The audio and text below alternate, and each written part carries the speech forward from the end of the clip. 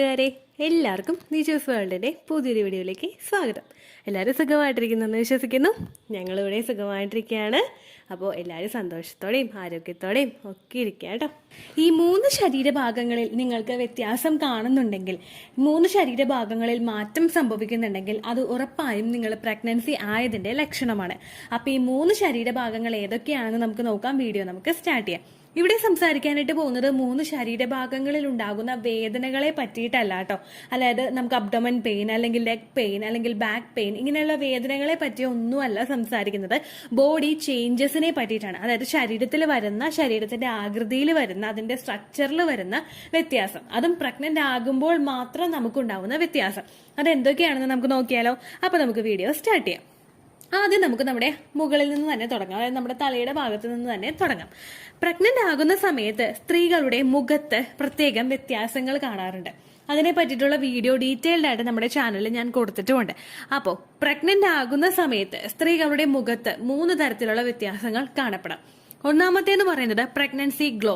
Pregnancy glow എന്ന് പറയുന്നത് നമ്മുടെ മുഖം നല്ലതുപോലെ ഒന്ന് തെളിഞ്ഞ് അല്ലെങ്കിൽ പ്രകാശിക്കുന്ന രീതിക്ക് മുഖത്തൊരു മാറ്റം സംഭവിക്കുക. സാധാരണ നോർമലി നമ്മുടെ മുഖം എങ്ങനെയാണോ നിന്നത് അതിനേക്കാളും കുറേയും കൂടി ഒന്ന് ബ്രൈറ്റ് ആയിട്ട് നമ്മുടെ മുഖം കാണപ്പെടുക. നമ്മുടെ ശരീരത്തിലോട്ടുണ്ടാകുന്ന ബ്ലഡ് സർക്കുലേഷൻ നമ്മുടെ ഫേസിലോട്ടും അതുപോലുള്ള എല്ലാ ഭാഗത്തോട്ടും നമ്മൾ പ്രഗ്നന്റ് ആകുന്ന സമയത്ത് ഉണ്ടാകുന്ന ബ്ലഡ് സർക്കുലേഷൻ കുറച്ചൊന്ന് കൂടാറുണ്ട്. ഈ ബ്ലഡ് സർക്കുലേഷൻ കൂടുന്നതിന്റെ ഭാഗമായിട്ട് നമുക്ക് ഇത്തരത്തിലുള്ള വ്യത്യാസം പ്രഗ്നൻസി ഗ്ലോ നമ്മുടെ ശരീരത്തിൽ ഫീൽ ചെയ്യാം. എന്റെ ഫസ്റ്റ് പ്രഗ്നൻസിയിൽ എനിക്ക് ഉണ്ടായിട്ടുള്ള ഒരു കാര്യമാണ് കേട്ടോ ഈ പ്രഗ്നൻസി ഗ്ലോ എന്ന് പറയുന്നത്. അതായത് എന്റെ ഗ്രാൻഡ് മദർ പെട്ടെന്ന് ഇങ്ങനെ മുഖത്തൊരു വ്യത്യാസം കണ്ടപ്പോഴേക്കും, ഞാൻ പ്രഗ്നൻസി എല്ലാവരോടും ഒന്നും പറഞ്ഞിട്ടുണ്ടായിരുന്നില്ല. അപ്പോൾ പ്രഗ്നൻസി 3 മാസമൊക്കെ ആയിട്ടൊന്ന് സ്കാനിങ് ഒക്കെ കഴിഞ്ഞ് അല്ലെങ്കിൽ ഒന്ന് ഡോക്ടറെ കണ്ടൊന്ന് കൺഫേം ചെയ്തിട്ട് എല്ലാവരോടും പറഞ്ഞാൽ മതിയല്ലോ എന്നാണ് വിചാരിച്ചത്. പക്ഷെ ഇങ്ങനെ കണ്ടപ്പോൾ തന്നെ ഗ്രാൻഡ് മദർ ഡിറ്റക്ട് ചെയ്യുകയും ചെയ്തിരുന്നു. പ്രഗ്നൻസി എന്താ നിങ്ങൾ പീരിയഡ്സ് തെറ്റുമോ, നിനക്ക് മുഖത്തൊരു വ്യത്യാസം ഉണ്ടല്ലോ, ഒരു തെളിച്ചുണ്ടല്ലോ എന്ന് അച്ഛമ്മ പറഞ്ഞിരുന്നു. അപ്പൊ ഈ ഒരു വ്യത്യാസം എന്ന് പറയുന്നത് പ്രഗ്നന്റ് ആകുന്ന സ്ത്രീകൾക്ക് ഉണ്ടാകാം. അത് ഫസ്റ്റത്തെ മാറ്റം. രണ്ടാമത്തെ മാറ്റം എന്ന് പറയുന്നത് മുഖം ഭയങ്കരമായിട്ട് ഡള്ളാവുക. അത് നമ്മൾ കുറെ അങ്ങോട്ട് ബ്രൈറ്റ് ആയിട്ടിരിക്കുന്ന ആളുകളോ അല്ലെങ്കിൽ നല്ല നമ്മൾ മുഖത്തൊന്ന് കാണുമ്പോഴേക്കും ഫ്രഷ്നെസ് ഫീൽ ചെയ്യുന്ന ആളുകളോ പെട്ടെന്ന് അവരെ കാണുമ്പോഴേക്കും മുഖം ഭയങ്കര ഡള്ളായിട്ട് നിൽക്കുക. അതായത് ഒരു രക്തപ്രസാദം ഇല്ലാതിരിക്കുക എന്ന് പഴമക്കാർ പറയും കേട്ടോ. മുഖത്തൊന്നും ബ്ലഡ് ഇല്ലാത്ത പോലെയോ കുറച്ചൊന്ന് ഡള്ളായിട്ട് പോലെയുള്ള ഫേസ് മാറുക. ഇത് നമ്മളിൽ ഉണ്ടാകുന്നത് പ്രൊജസ്ട്രോൺ ഹോർമോണിന്റെ വ്യത്യാസം കൊണ്ടാണ്. പ്രൊജസ്ട്രോൺ ഹോർമോൺ ഇൻക്രീസ് ആകുമ്പോഴേക്കും ശരീരത്തിൽ ഒരുപാട് മാറ്റങ്ങൾ സംഭവിക്കും. ഇതിന്റെ ഭാഗമായിട്ട് മുഖം ഡള്ളാകുന്നതിന് കാരണമാകും. അതുപോലെ നമ്മുടെ കഴുത്തിന്റെ ചുറ്റും അല്ലെങ്കിൽ നമുക്ക് ആ മുഖത്തിന്റെ ഭാഗത്തൊക്കെ ആക്നീസ് ഡെവലപ്പ് ചെയ്യും. നമുക്ക് കറുത്ത പാടുകൾ ഉണ്ടാവുക, അങ്ങനെയുള്ള ബുദ്ധിമുട്ടുകളൊക്കെ ഉണ്ടാകും. മൂന്നാമത്തെ മുഖത്തുണ്ടാകുന്ന വ്യത്യാസം എന്ന് പറയുന്നത് നമുക്ക് മുഖത്ത് കുരുക്കൾ വരുന്നതാണ്. ഏർലി പ്രഗ്നൻസിയിൽ മുഖത്ത് കുരുക്കൾ വരുമോ എന്ന് പലരും ഇങ്ങനെ ചിന്തിക്കുന്നുണ്ടാകും. കാരണം ഇത് ഏറ്റവും കൂടുതൽ ഈ മുഖത്ത് കുരുക്കൾ വരുന്ന ഒരു ലക്ഷണം ഉണ്ടാവുന്നത് പീരിയഡ്സ് ആകുന്ന സമയത്താണല്ലോ.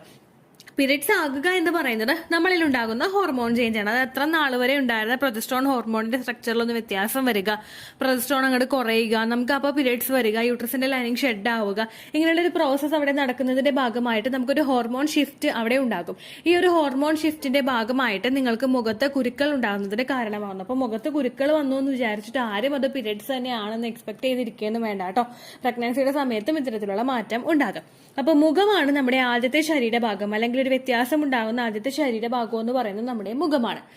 രണ്ടാമത്തേന്ന് പറയുന്നത് നമ്മുടെ ബ്രസ്റ്റ് ആണ്. മുകളിൽ നിന്ന് നേരെ താഴോട്ട് വന്നു കഴിഞ്ഞാൽ നമ്മുടെ ബ്രസ്റ്റിൽ നമുക്കുണ്ടാകുന്ന വേദനയെ പറ്റിയിട്ടൊന്നും ഞാൻ പറയില്ല കേട്ടോ. ബ്രസ്റ്റിൽ പ്രഗ്നന്റ് ആകുന്ന സമയത്ത് എസ്പെഷ്യലി ഏർലി പ്രഗ്നൻസിയുടെ സ്റ്റേജിൽ തന്നെ പലതരത്തിലുള്ള വ്യത്യാസങ്ങൾ സംഭവിക്കും.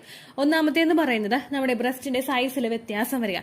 പെട്ടെന്ന് തന്നെ 34 ആയിരുന്ന ആളൊരു 36 ആവുക, അങ്ങനെയല്ല കേട്ടോ. ഗ്രാജുവലി നമ്മുടെ സൈസ് അങ്ങോട്ട് ഇൻക്രീസ് ആയി വരിക. നമുക്ക് ആ ഒരു സെൻസേഷൻ എപ്പോഴും നമുക്ക് ഫീൽ ചെയ്ത് വരിക. ഇന്നേഴ്സ് ഇടുമ്പോഴേക്കും ബ്രാ യൂസ് ചെയ്യുമ്പോൾ അവിടെ നമുക്ക് ടൈറ്റ് ആയതുപോലെ ഫീൽ ചെയ്യുക. ഇതെല്ലാം നമുക്ക് ഏർലി പ്രഗ്നൻസിയിൽ ഉണ്ടാവുന്ന കാര്യമാണ്. സഡൻ ഒരു ഹൈക്ക് നമ്മൾ പ്രതീക്ഷിക്കരുത്. പക്ഷേ ഗ്രാജുവലി നമുക്ക് ആ ഒരു സൈസ് ഇൻക്രീസ് ആകുന്നതായിട്ട് നമുക്ക് റെക്കഗ്നൈസ് ചെയ്യാനായിട്ട് സാധിക്കും. അതുപോലെ തന്നെ നമ്മുടെ ബ്രസ്റ്റിന് ചുറ്റുമുള്ള ആ ഒരു ഏരിയ, നമ്മുടെ നിപ്പിളിന് ചുറ്റുമുള്ള ആ ഒരു ഏരിയ എല്ലാവർക്കും പ്രഗ്നന്റ് ആകുന്നതിന് മുൻപ് സ്ത്രീകൾക്ക് ഉണ്ടാവുന്നത് ലൈറ്റ് ബ്രൗൺ ഷെയ്ഡിലോ അല്ലെങ്കിൽ നമുക്ക് തിരിച്ചറിയാൻ പറ്റുന്ന ഒരു ബ്രൗൺ ഷെയ്ഡിലോ ആയിരിക്കും. എന്നാൽ പ്രഗ്നന്റ് ആകുന്ന സമയത്ത് നമ്മുടെ ആ ഒരു ഷെയ്ഡ് എന്ന് പറയുന്നത്, ആ ഒരു ചേഞ്ചസ് നമ്മളിലോട്ട് വന്നിട്ട് ബ്ലാക്ക് ആയിട്ടുള്ള ഒരു ഷെയ്ഡിലോട്ട് അത് മാറും.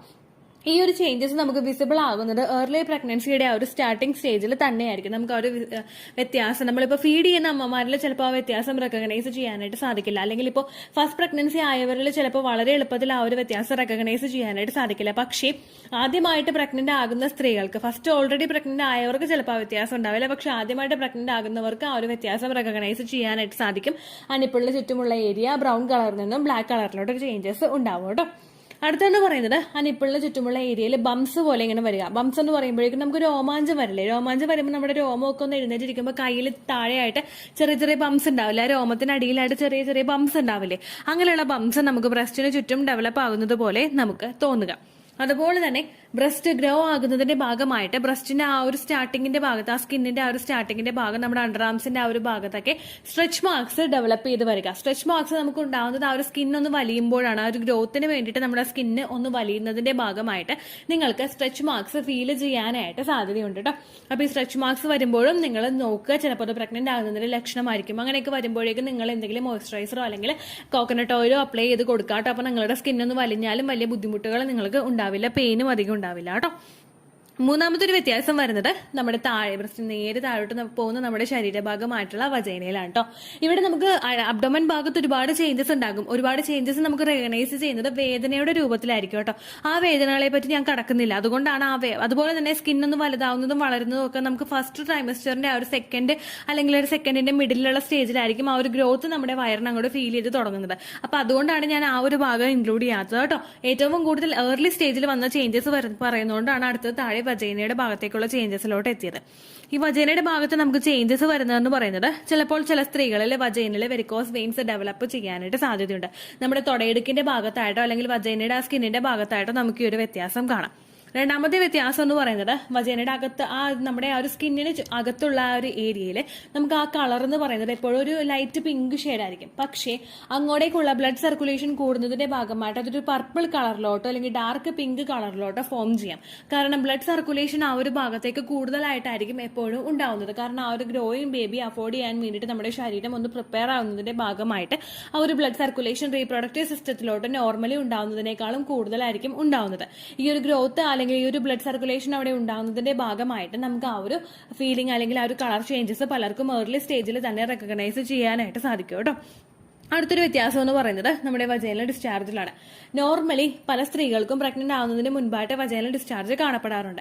ചെറിയ തോതിൽ ചില ദിവസങ്ങളിൽ മാത്രം ഇങ്ങനെ വജൈനൽ ഡിസ്ചാർജ് നിങ്ങൾക്ക് കാണപ്പെടുന്നത്.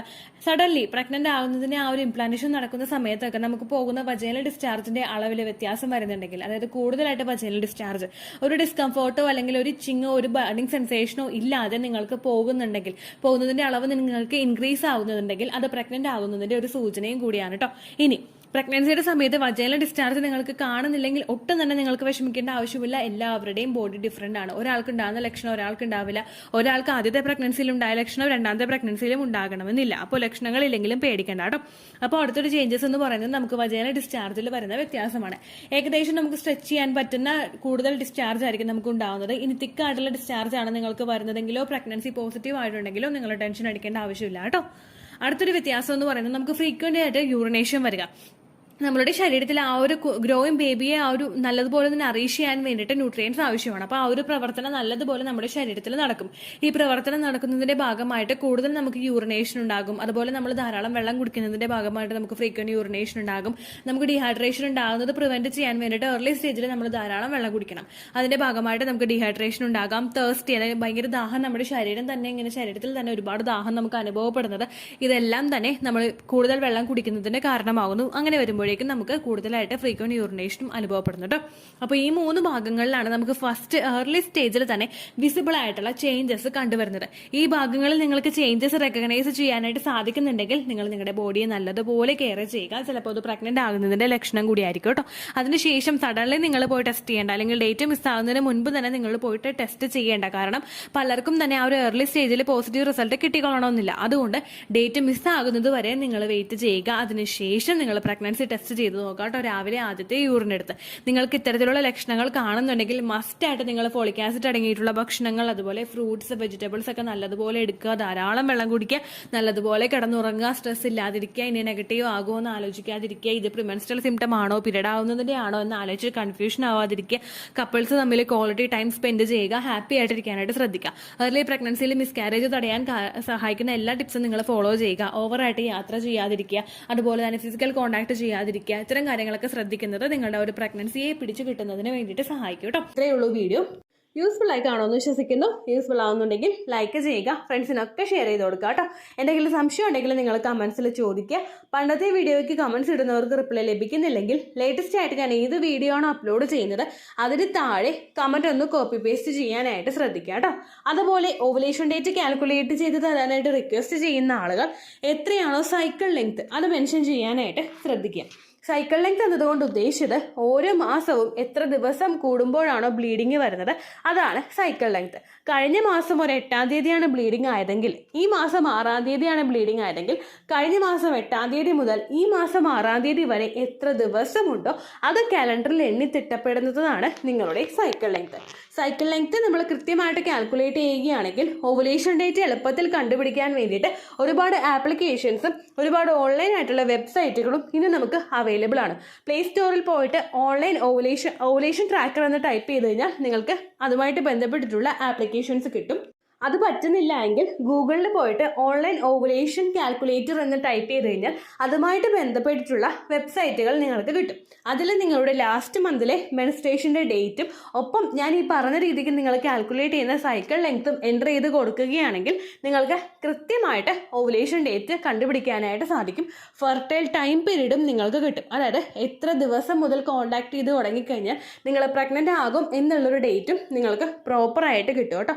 ഇത് കാൽക്കുലേറ്റ് ചെയ്യുന്ന സമയത്ത് സൈക്കിൾ ലെങ്ത് കാൽക്കുലേറ്റ് ചെയ്യുന്ന സമയത്ത് നിങ്ങളുടെ ആ ഒരു കലണ്ടറിൽ നോക്കി തന്നെ നിങ്ങൾ കാൽക്കുലേറ്റ് ചെയ്യുക. പല മാസങ്ങളിലും 30-31 ദിവസമുണ്ട്, അതുകൊണ്ടാണ് അങ്ങനെ പറഞ്ഞത്.